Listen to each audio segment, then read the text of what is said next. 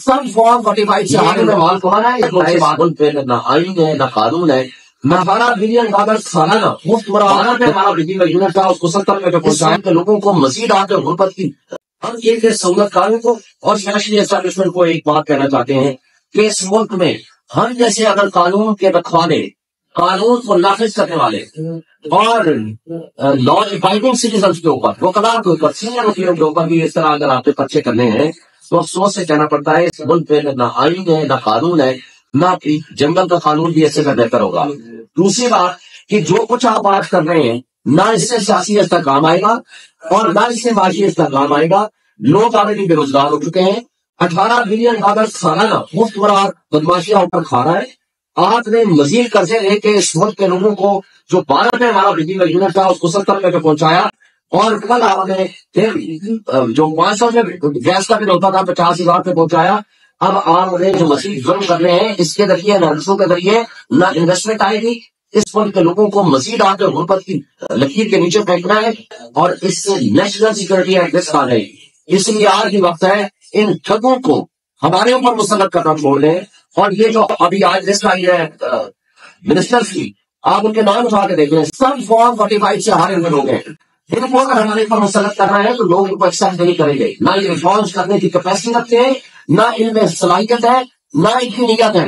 یہ انہوں نے مال کمانا ہے، یہ ملک سے باہر چلے جانا ہے. میں انہیں الفاظ کے ساتھ سیکرٹری جنرل صاحب نے فرما دیا، امن مغل صاحب نے، ابھی بخاری صاحب نے میری تفصیل کے ساتھ ڈسکس کر دیا. دیکھیں آپ کے سامنے ایک سے زائد مرتبہ ان موضوعات میں ہم ڈسکس کر چکے ہیں. سب سے پہلے تو میں یہ جو ایف آئی آروں کا سلسلہ شروع ہوا، یا جو پنجاب میں پکڑ دکڑ شروع ہوئی اور ہمارے اوپر جو ایف آئی آر کاٹی گئی، اور سلمان اکرم راجہ اور سدا نفیس کھوسا اور دیگر کئی وکلاء کے اوپر ایف آئی آریں کاٹی گئی، میں ان کی شدید مذمت کرتا ہوں. پچھلے ہفتے جو ہمارا احتجاج ہوا تھا، اس ہفتے کو چھوڑ دو، اس سے پچھلے ہفتے آپ کو پتا ہے کہ روہنگیا خان میں ہمارا ایک کارکن شہید کیا گیا پولیس کسٹڈی میں.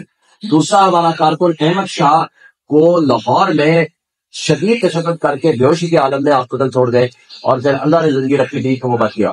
یہ وہی ڈرامہ ریپیٹ کیا جو ضلع شاہ کی صورت میں انہوں نے کیا تھا. ضلع شاہ کے اوپر 60 کے قریب ان کے جسم کے اوپر تشدد کے نشانات ہیں، یہ میڈیکل رپورٹ ہے.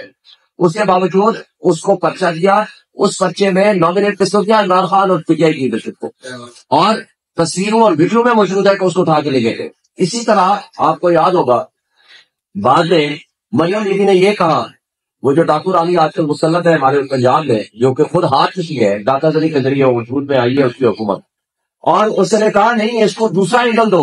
وہ آڈیو آپ کے پاس ہے اور اس کو اس نے ریفیوز نہیں کیا. دوسرا اینگل دو ایکسیڈنٹ کا، وہ اینگل دیا گیا، دوسری ایف آئی آر کاٹی گئی ایکسیڈنٹ کا، پھر وہ پرچہ جو ہے وہ ہمارے لوگوں کے اوپر کر دیا گیا. تو یہ سارا ڈرامہ کی ریپیٹیشن ہو رہی ہے آج بھی، یہ جو کچھ ہو رہا ہے. اور اس سب کچھ کے باوجود ایک بات آپ کو بتا دوں، جو کچھ انہوں نے فراڈ کیا ہے، جو